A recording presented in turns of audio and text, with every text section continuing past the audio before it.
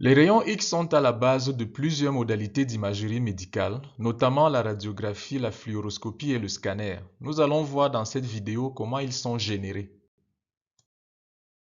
La production des rayons X se fait au sein du tube à rayons X en trois principales étapes. Premièrement, la création d'un nuage d'électrons au niveau de la cathode par effet thermo-ionique.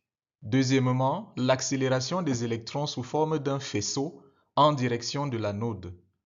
Troisièmement, les interactions entre le faisceau d'électrons et l'anode qui aboutissent effectivement à l'émission des rayons X. Examinons chacune de ces étapes dans le détail. L'application d'un courant électrique de basse tension à la cathode entraîne le chauffage du filament de tungstène qu'elle contient. L'augmentation de température apporte de l'énergie au métal et entraîne un éloignement des électrons de la couche périphérique vers la surface du métal. C'est l'effet thermo-ionique. Une température plus élevée produit un plus grand nombre d'électrons.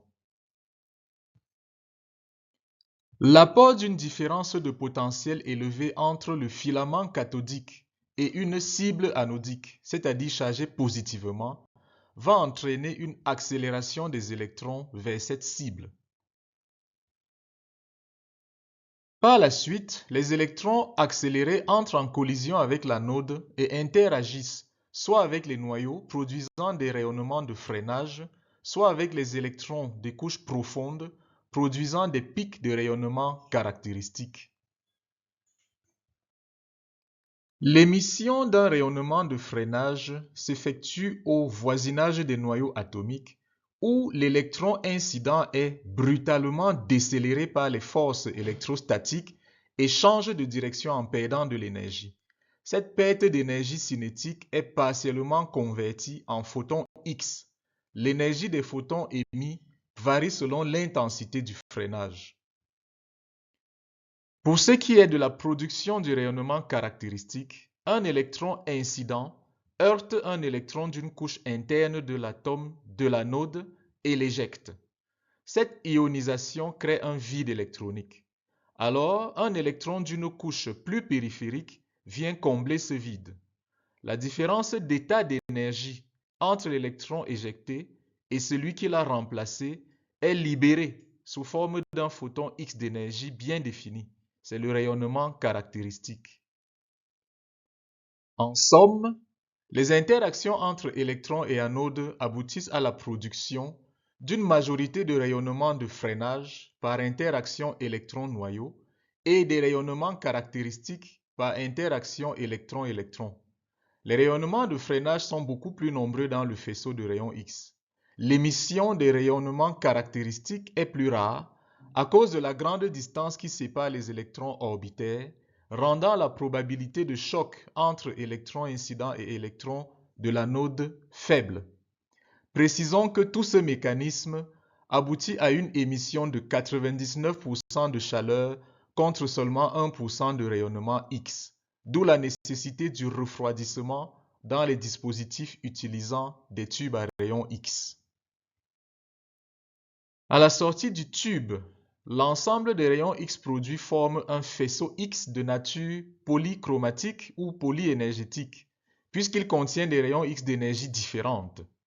L'énergie rayonnée peut être schématisée par un spectre, avec en abscisse l'énergie des photons créés et en ordonnée la quantité de photons créés pour une énergie donnée. Le spectre est donc la représentation de l'intensité des photons en fonction de leur énergie. Il est le résultat de la somme des rayonnements de freinage dont les énergies sont continues, représentées par une courbe, et des rayonnements caractéristiques dont les valeurs sont exactes ou discontinues et représentées par des pics. Le spectre nous fait remarquer que les photons de basse énergie sont beaucoup plus nombreux dans le faisceau que les photons de haute énergie.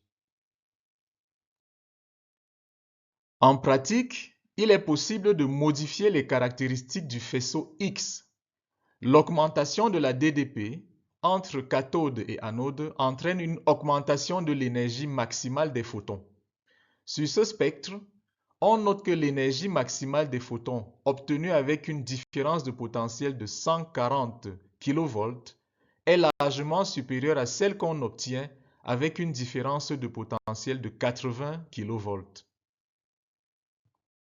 D'autre part, si on augmente l'intensité du courant de chauffage du filament, le nombre de photons X augmente dans le faisceau. Dans ce spectre, on note que le nombre maximal de photons obtenus avec un courant de haute intensité est bien supérieur à celui qu'on obtient à basse intensité. Précisons ici que la modification de l'intensité du courant de chauffage impacte le nombre de photons, mais pas leur énergie maximale qui demeure la même dans ce spectre. Enfin, pour éliminer les photons de basse énergie qui sont beaucoup plus nombreux dans le faisceau X, on dispose des filtres à la fenêtre de sortie du tube à rayon X.